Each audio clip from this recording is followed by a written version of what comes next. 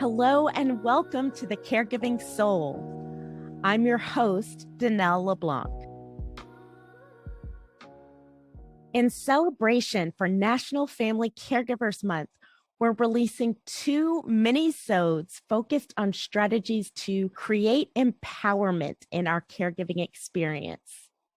Today's mini-sode, the first in our special series, is with Theresa Wilbanks, who's experienced the turbulent river of emotions so many of us struggle with while caring for her father, who passed away at 99. She's the founder of Sustainable Caregiving and works with fellow family caregivers to help us navigate our caregiving journey. This conversation covers a critical question we need to ask and answer for ourselves. When we're overwhelmed with the stressors of caregiving, how do we find tools and strategies to bring us back to a sustainable place? Let's dive in. What would you say are some of the strategies that helped you through? Yeah, so when I got to a place where I was connected with resources, that was a whole journey in and of itself. I still was struggling because it still felt so hard. And so I wanted to understand, why is this so hard? It doesn't make sense that I'm having so much trouble with this. And it was the emotions. I did a deep dive into what is hard and how can I make this better, because the way I felt was not sustainable. I was not going to be able to continue. It was a deep dive, trial and error, tears, and how they fit together. We talk about self-care and we talk about reimagining self-care as a caregiver, but it wasn't enough for me to go on a run, because I would go on a run. I would ruminate on the challenges and the problems. I would come back in a worse place than when I left. I had to learn about mindfulness. And when I did, and I learned about boundaries are limits we set around. They can be physical limits, they can be emotional.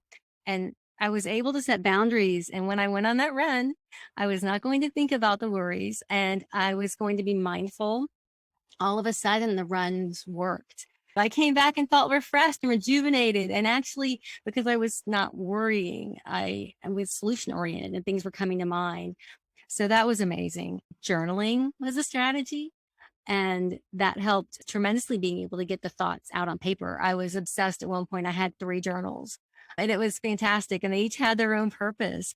I love that you had a purpose for each one of your journals. Can you share with us what the purpose of each one of those journals was? Sure. I had a journal. I wanted to write down the anecdotes, all of it between Dad and I, the things that happened that were funny, the things that happened that were frustrating. And I kind of wanted to keep that separate from my journal about things that weren't specifically caregiving or our relationship. So then I kept that. And the journal for me, like when I would meditate, I might do a guided meditation and I would learn something, or there would be something I wanted to explore more. And so I would write it out and then I would write about it. So that was journal number 2. And then journal number 3 was my gratitude journal, which was completely broken in the beginning. It did not work. I struggled and struggled with it until I figured out that I needed to replenish my compassion reserves, my capacity for compassion. And all of a sudden it made sense. And I actually found gratitude, not just like, in the evening thinking about what I was grateful for that day, but grateful for caregiving. And that was when the switch started to flip. I started to actually see that I can be grateful for caregiving and for all that it has brought me and has to offer. It's so hard to be grateful for something that is so hard. And when we begin our journey caregiving, a lot of times we don't even recognize what the role is or the responsibilities in order to put some of these strategies in place to help ourselves.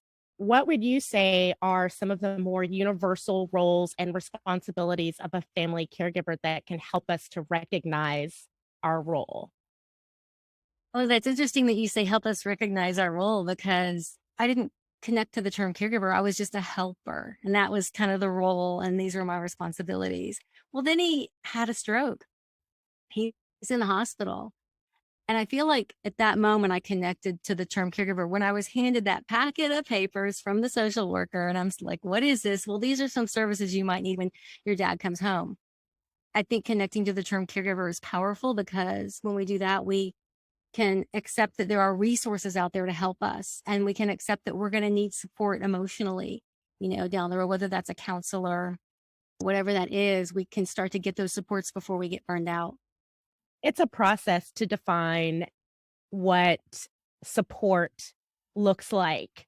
And we're doing the best that we can with the information and experience that we have. We want to do everything ourselves. And so where do we get help? What type of help do we need? Logistically, it's possible for us to do everything, but it's not sustainable. And there's a huge cost, and it's to your own health and well-being.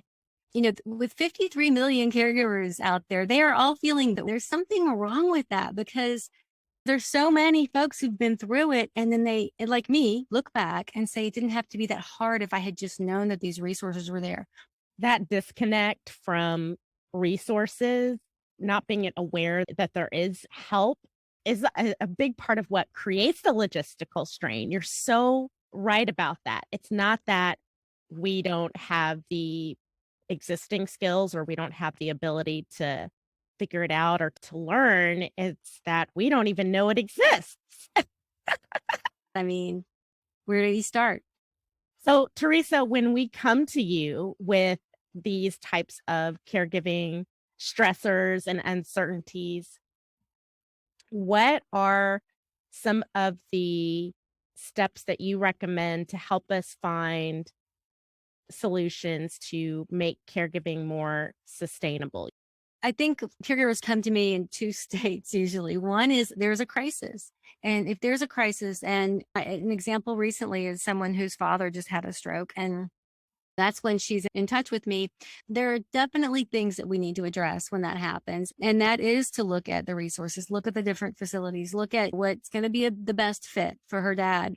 If we're in crisis mode, then resources are likely what we need, along with just the fact that I'm here for you, you're not alone, and just talking to somebody who understands what you're going through can just give you that feeling of empowerment that you need to continue on. That's the point where I can help somebody not get into that place of burnout. There's so many emotions involved, so much fear involved. And that's why we need to have those supports that sustain us, the reimagining self-care, the setting boundaries, all really self-care. It's a different way of looking at self-care. So if they're already connected to the things that maybe I identify as self-care and they don't, I want to make sure they continue those things. Try to figure out how, when the crisis is settled, to continue those things and stay connected to them.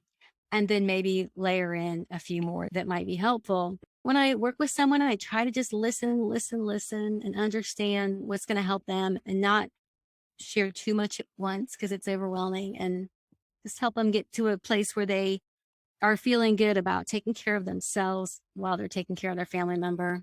And then we can focus on the solutions and caring for our family member, caring for ourselves. If we're too caught up in ruminating on all these things that we're resentful for, it's just detracting from doing what we need to do to take care of ourselves. Theresa, thank you so much for joining us today. Oh, thank you, Dannelle. It's just been wonderful to talk with you. Thank you. Thank you for joining our mini-sode with Theresa. For more information on Theresa and National Family Caregivers Month, check out our show notes. The Caregiving Soul is an Empowered Us original presented by Good Days, hosted by me, Dannelle LeBlanc. If you liked this episode, be sure to rate and subscribe to this show wherever you get your podcasts.